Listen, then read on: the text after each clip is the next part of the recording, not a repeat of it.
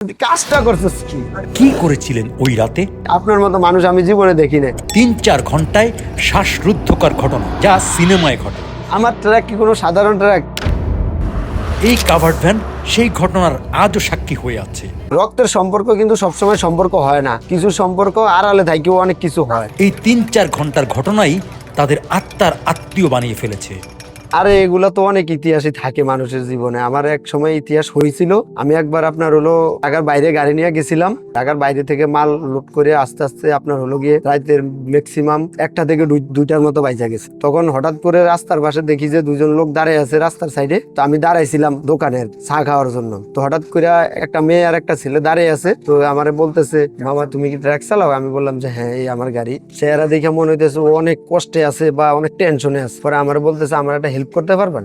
পরে আমি বললাম যে কিসের হেল্প? বলতে যে আমি রাতের বেলা এক জায়গায় যাব, একটা মেয়ের সাথে আমার সাথে রিলেশন আছে, কিন্তু ওর ফ্যামিলি এখন চাইতেছে ওকে অন্য ছেলের সাথে বিয়ে দেওয়ার জন্য। কালকে সকালে বিয়ে। এখন আমার বলতেছে আপনি যে কোনো ভাবে হোক আমাকে একটু হেল্প করেন। পরে আমি বললাম যে আমি কোনো হেল্প করতে পারবো না। পরে বলতেছে না, যেমনি ওকে একটু হেল্প করলাম, ও আমার পায়ের উপরে পড়ে গেছে, পা ধরিয়া ফেলাইছে। ধরিয়া বলতেছে মামা আপনি যদি এখন রাজি না হন তাহলে আমার বড় ধরনের একটা সর্বনাশ হয়ে যাবো, তো আপনি যেমনি হোক আমাকে একটু হেল্প করেন। কান্নাকাটি করতেছে। পরে আমি বললাম যে আচ্ছা ঠিক আছে, যেহেতু আপনি আমার ভাইয়ের মতো কথাটা বলছেন, হ্যাঁ আমি যদি এই সময় সাহায্য না করি তাহলে এই ছেলেটা অনেক পাগল হয়ে যাবো। তখন কি করব, কোনো দিকে আর রাস্তা পাইতেছিলাম না।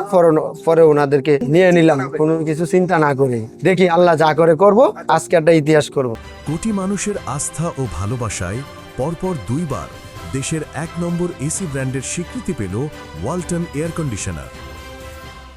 তারপরে দিয়ে ছেলেটা হঠাৎ করে দেখলাম যে মেয়েটার বাসার সামনে দাঁড়াইলো, দাঁড়ায় মেয়েটারে ডাক দিছে। ডাক দেওয়ার সাথে সাথে মেয়েটা আইসা পড়ছে, জামা কাপড় সাথে নিয়ে, একটা ব্যাগ নিয়ে দূরে দূরে আসতেছে। আইসা আমার গাড়িতে উঠে গেছে। উইটার যাওয়ার সাথে সাথে আমি গাড়ির গিয়ার ফালে কিচ্ছা টান, আর কোনো দাঁড়ানো সম্ভব না। ওলার মুখে দেখলাম যে অনেক হাসি, মেয়েটা ওদের হাসতেছে, মানে খুশি, দুজন দুজনকে ভালোবাসে। আমার তো মোটামুটি ভয় ছিল, যতটুকু ভয় ছিল এখন আর ভয় লাগতেছে না, যেহেতু ওনাদেরকে দেখছি বা ওনারা খুশি, এই জন্য আমিও খুশি। কতটুকু সামনে আসার পরে এক হোটেলে দাঁড়াইছিলাম খাওয়া দাওয়ার জন্য। 3জন মিলে একসাথে খাওয়া দাওয়া করছিলাম। বিল দিতে চাইছিল ছেলে, আমি বিল দিতে দেই না। আমি তোমরা যেহেতু বিপদে পড়ছো, আজকে তোমাদের আমি হেল্প করবো, সমস্যা নাই, বিল আমি দিতেছি। পরে বিল টিল আমি দেওয়ার পরে আবার রওনা দিলাম। রওনা দেওয়ার পরে আস্তে আস্তে সকাল হয়ে গেছে। সকাল হওয়ার পরে ছেলে আমারে কইতেছে যে আমার তো এখানে কেউ নাই পরিচিত, আপনি একটু থাইকা যেভাবে ওকে একটু ব্যবস্থা করে দেন, বিয়ের ব্যবস্থা। তা আমি হিসেব করলাম এত দূর থেকে একটা মেয়ে আসছে, যদি বিয়ে শাদী না দেই তাহলে আল্লাহ না করুক কোনো একটা খারাপ কিছু হইতে পারে, বিপদে পড়তে পারে। পরে আমি আমার মালের চিন্তা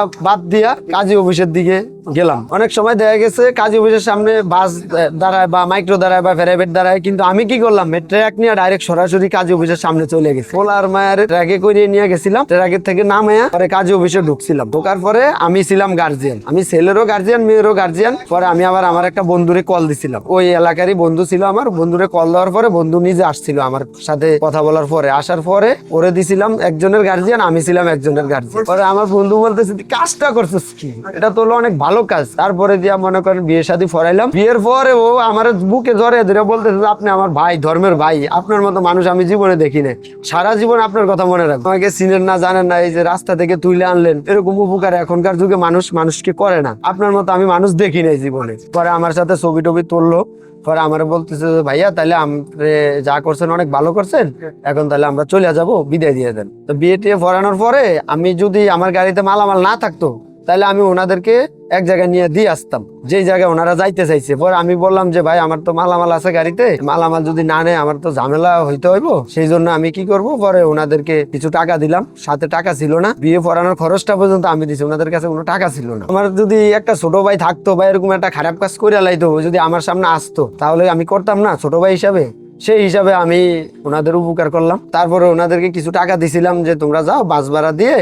পরে ওনাদেরকে আমি ফাটাই দিছি। যদি আল্লাহ না করুক রাস্তাঘাটে কেউ আটকাইতে পারতো বা এই সময় তোমরা মেয়ে নিয়ে যাইতেছো কই, এরকম কোনো কিছু হয় নাই আমার সাথে। বিপদের কথা কোনো চিন্তা ছিল না, কারণ সবসময় এটাই ভাবতাম যে আমার যদি একটা ভাই থাকতো তাহলে আমারও তো এরকম আইসা পড়তো বিপদে, আমিও তো কখনো এমন বিপদে পড়তে পারি কোনো সময়, যেহেতু আমি গাড়ি চালা। আমার ট্রাক কি কোনো সাধারণ ট্রাক? এই ট্রাকে করে আমি মনে করেন ফোলা মায়া একসাথে ভাগে নিয়ে বিয়েও দিছি, কাজী অফিসের সামনে নিয়ে। তার করে আমি নিজে সাক্ষী দেখি, আমি কাজী আই না ডাক দিয়ে আনে তারপরে বিয়ে দিছি। কয়টা ড্রাইভার এরকম করবো? আমার এখনো ফোন দিয়ে বলে যে ভাইয়া আসেন, বেড়াইতে আসেন। ছেলের ফোলার বউটাও আমার কল দেয় মাঝে মধ্যে। ফ্যামিলিগত সবাই মাইনে নিছে।